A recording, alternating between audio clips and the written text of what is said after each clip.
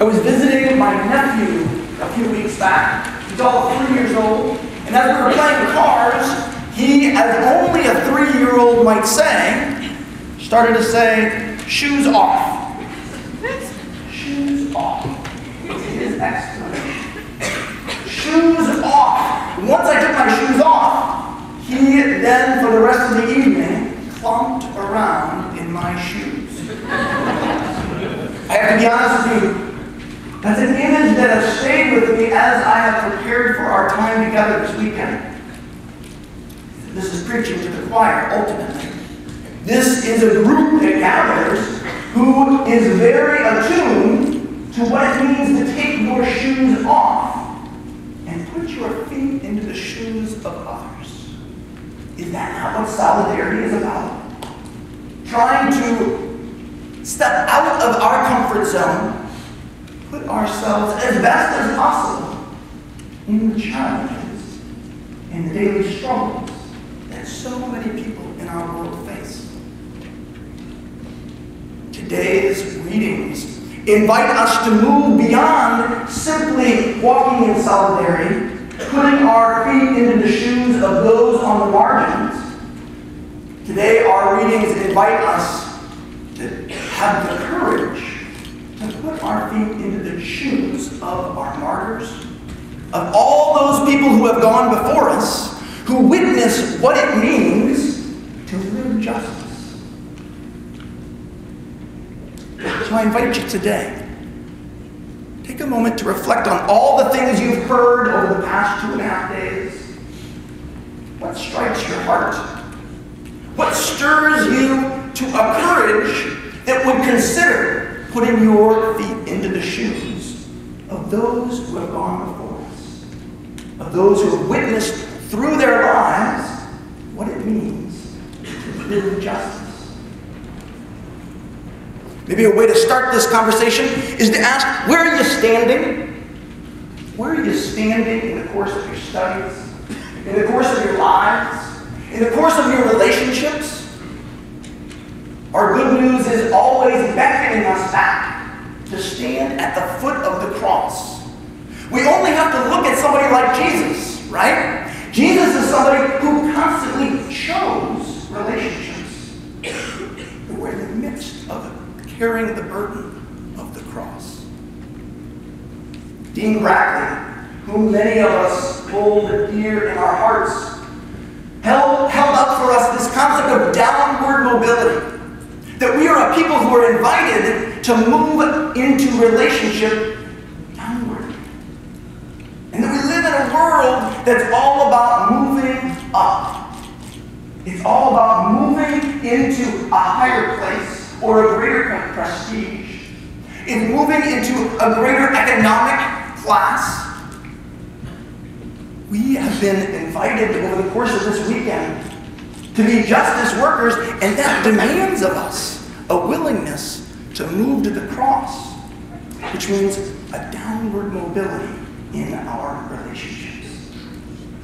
Jesus knew what this was about. Jesus constantly chose the sick and the orphan. He constantly chose to reach out to those on the margins, as we heard it yesterday, the unaware, the widow, the orphan, the stranger. We have talked these days about what it means to walk with those on the margins, those seeking worker rights, or those strangers or immigrants in our midst. Today we are invited to grab hold of the courage we are invited to in order to witness what does it mean to work for justice, to live in solidarity in our world. And so let's imagine for a moment what this means. Maryknoll's sister, Ida Ford, wrote a niece a few days before her killing in El Salvador on December 4th, 1980. This is what she writes. I hope you come to find that which gives life a deeper meaning for you, something worth living for, maybe even worth dying for, something that energizes you, enthuses you, enables you to keep moving ahead. I cannot tell you what this might be. That is for you to find, to choose, to love. Archbishop Romero talked about his blood being shed for the faithful, and that if he were to die, he would rise again in the Salvadoran people. Father Peter Hans Kolvenbach, Superior General of the Jesuits, said it wasn't Karl Marx leading the Jesuits to risk their lives, nor was it liberation theology. It wasn't microeconomics or ideology or demographic analysis. The commies or the atheists didn't shoot them. It was Christian elites demanding they stay out of politics and stop talking about the poor. Aya Korea, when asked on this point, responded, "Do you believe that we would give our lives for Marx and his theories? We are companions of Jesus. That is the mystery of our lives." Today we are invited to reflect upon what is the mystery of our lives. How are we invited into relationship? Let's imagine what mystery might be. In spite of overwhelming obstacles, our Jesuit brothers and sisters working in El Salvador continue to gather people, listening to their stories, talking and researching and broadcasting the truth. In spite of the apparent impossibility of it all, they had hope of an imagined future. In spite of economic and military and political strife, they continued. In spite of 70,000 corpses, they spoke out. In spite of death squads, they condemned the status quo. They saw bullets in their rec room. They heard grenades going off. Rutilio Grande and the four church women heard countless stories of abduction and rape and death squad killings. In spite of an archbishop being murdered in broad daylight, they imagined peace. What could this mystery be that nourished their sense of belief and hope? Clearly, as we've talked here, a reimagining of our own hearts. An imagination reformation is what we are called to.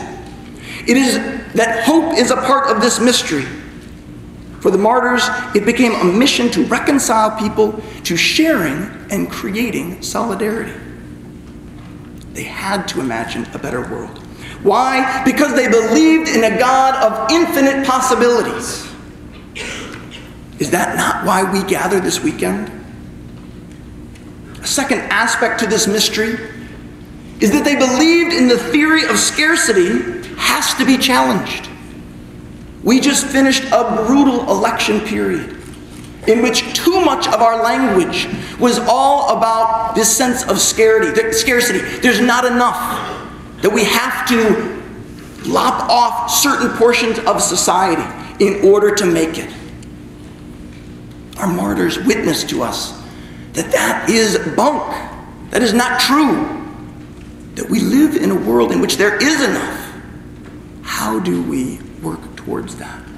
How do we share our resources in a way that brings all people the fullness that God invites us to?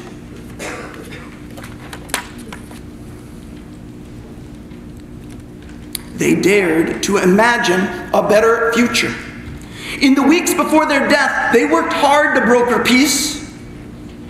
As there was fighting in the city and the insurgents seemed to be winning, the elite chose violence because peace for them was too much of a threat. What we see in our martyrs is a witness to a sense of hope and a belief that we have a God of abundance. Do we not remember that in the next few weeks when we move towards Christmas in our Advent season? That God so loved us that God poured out God's self into our world to walk our walk, to burden our burdens, to see the world through our eyes. God chose to enter our shoes and to walk with us. are we not invited to do the same? This whole sense of a God of abundance, this whole sense of profound hope we are invited to, did the martyrs connect with this? This hope of a God of infinite possibilities? I'm not sure. But I'll tell you, I believe that their lives both witnessed and their deaths witnessed to this.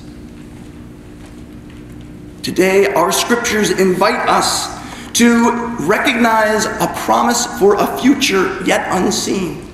We hear in the community of Mark, when you see fig trees beginning to sprout, you know that summer is coming. So what are the marks of hope in your own lives that you see? What are the marks of hope where life is breaking forth in the communities in which you serve? As our gospel begins, our world can feel like a pretty dark and broken place at times. We have to be people who look for hope. To look for hope sprouting out amongst us, whether it be in our martyrs or in the work that you and I seek to do. Let us work together in that effort. And so I invite you this day, I invite you to have the courage to step into the shoes of our martyrs. I invite you to put yourself in their position, not for the sake, I hope, that we would suffer their fate, but that we might be a people that witnessed the hope they lived by, that challenged the scarcity that they gave their lives for. So I invite you, put yourself into the shoes of Ea Correa and Martin Barreau, Ida Ford and Dorothy Stang, Dean Brackley and Selena Ramos. They invite us to stand at the foot of the cross and to witness a hope that only God can promise. We are called to carry on the Spirit's work of justice. For those who led many people to justice shall be like the stars forever. Let us take the Spirit that we find alive here and let it break forth in all the communities that we serve.